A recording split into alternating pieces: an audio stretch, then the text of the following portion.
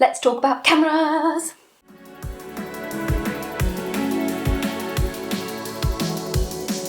My first film camera was given to me by my father. It was a Pentax Me Super, which was a camera that my dad used to use to take pictures of us growing up. My personal first camera was this chunky Kodak point and shoot, which I think was like 2 megapixels, and it held about 16 images, and I always felt like, what's the point? I should just use a disposable camera which has like 24 to 36 images. Did you have any of those early digital cameras, and did you actually manage to get any keepers on those 2 megapixels? I personally can't find any of the photos that I took on that camera, but it was about this time when phones started to have cameras. They were rubbish, but they started to have cameras. Despite how rubbish they really were, there was like a teenage culture that grew up out of those phone cameras, and I remember distinctly being really jealous of how my friends and peers' images looked, despite how rubbish they were. I mean, with hindsight, mine were just as good as theirs were, and yet I still felt a jealousy. What was that about? And then came my first real camera, a Canon point and shoot, a Canon EOS. This is the camera that captured those crazy teenage years with friends and family, but it was also where I started to experiment with the different settings that it had. So like there was like a macro function, and there were these different colour filters that the camera applied. Not great, but I was still experimenting. I was trying something new. The images from this camera, to me, really evoke nostalgia and make me think of like a carefree time in my past. I think that my brain is hardwired to associate favourite images with the cameras that took them. I would still be using that camera today, honestly.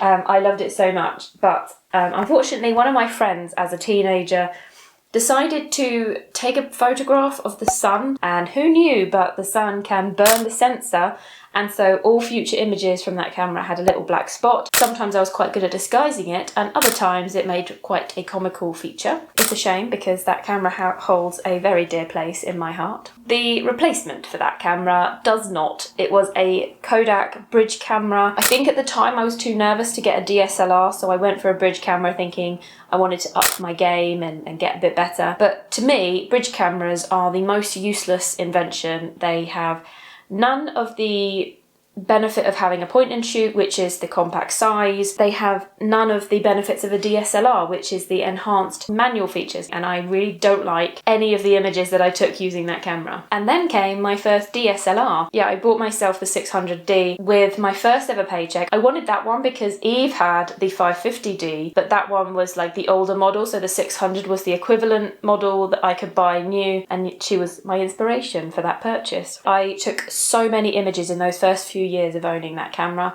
I was testing out things like aperture. I went mad for wide aperture, not tiny aperture, wide aperture. Blurring out as much of the background as I could. I did a lot of long exposure shots. I just created prolifically at that period. I'm trying to recall the study, whether I read it in a book or whether I heard it on a YouTube video, but there was a study done where 2 classes were split. One class were told to take 200 images over a week and then to report back on their best one in the class in a week's time.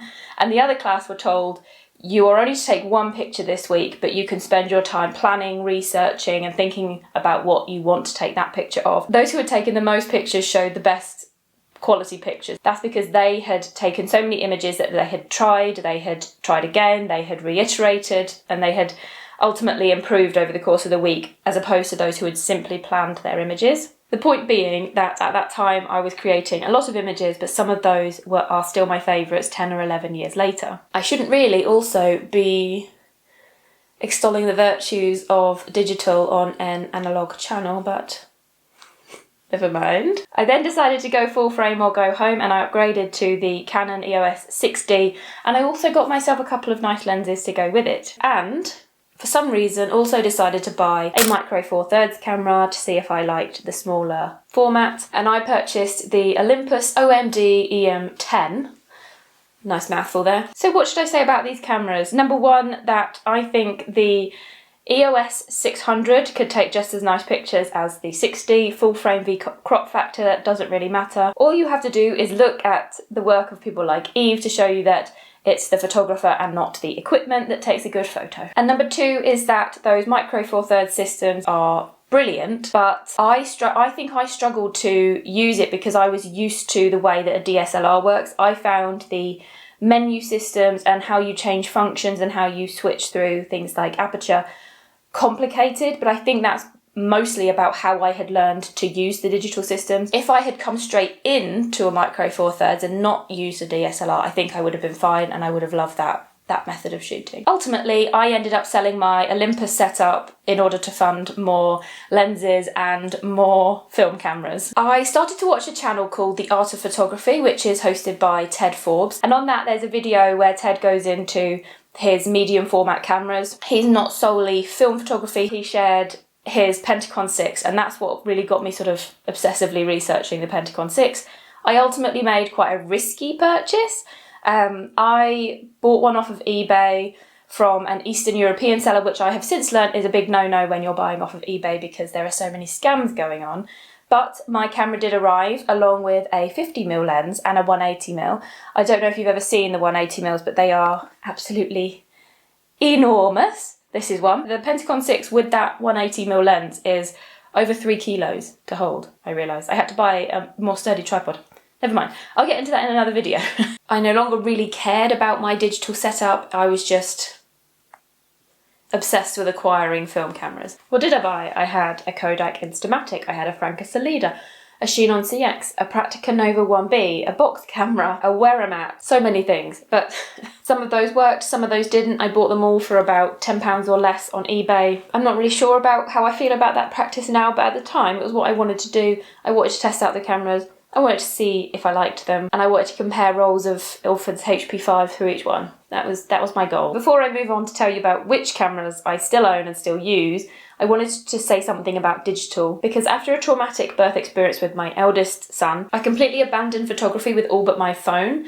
I didn't have the headspace to pick up my digital setup or my film setup and put the thought process into taking pictures. When I did feel like picking up a camera, it was my digital, it was my 6D that I went for. At the time, I needed the security of instant feedback to know that I was capturing images of my children, that when I did put them on the computer, they wouldn't be, failed or blurry or overexposed or whatever other things can go wrong when you're taking pictures on film. And so digital does still have its place. In my work, obviously it still has its place in the wider world, and obviously I use digital to film my videos and to scan my negatives. I would say that the difference is film I use to create art, whereas digital I use more as a tool. So I'm going to give a rundown of the cameras that I still own and still use. If there are any in particular that you're interested in hearing more about, let me know in the comments. So 35mm cameras, I still own the Pentax Me Super that needs a service. That's going to be going to Cameras by Max for that. I have the Chinon CX, the Canon EOS M3, which is one that I love because it's so similar to the digital setup that I learnt on, and the Panorama Wide Pic, which I don't know whether you can say I still own and use this because it's currently making its way around the UK on a toy camera project.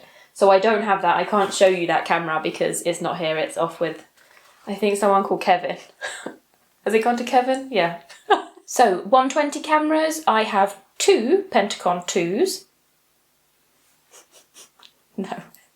Pentacon 2s. 2 Pentacon 6s. The second one happened to come with a set of other stuff that I was looking to buy for the same price as it would have cost me to buy all those bits individually, so I just went and bought another camera, so that's why I have 2. Then I got, I think the most recent camera I bought was the Mamiya C330f. That's the most I've ever spent on a camera. I've got the Franka Sollida II, which is a folding camera, and the Diana F+, which is the toy camera. Those are all 6x6. The Diana does have the extra option of doing 4x4, and then I have a box camera which does 6x9 images. In sort of the other category, I have the Instax Mini Neo 11 for shooting my Instax film, and I have the Diana Baby, which is a 110 camera, and then digital I have my Canon 6D, I've still got that. I have a Canon EOS M3, which is what I film my videos on. I have my little point and shoot that my sister gave me, which is a Canon PowerShot A3400.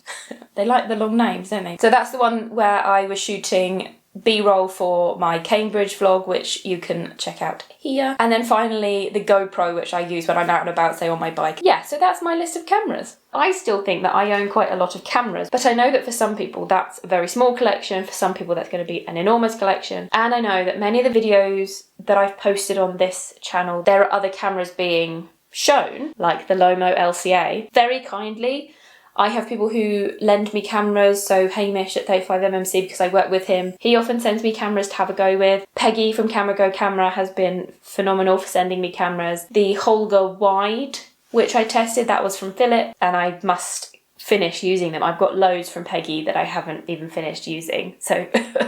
and I think, when did she bring... I think she might have brought those before Christmas.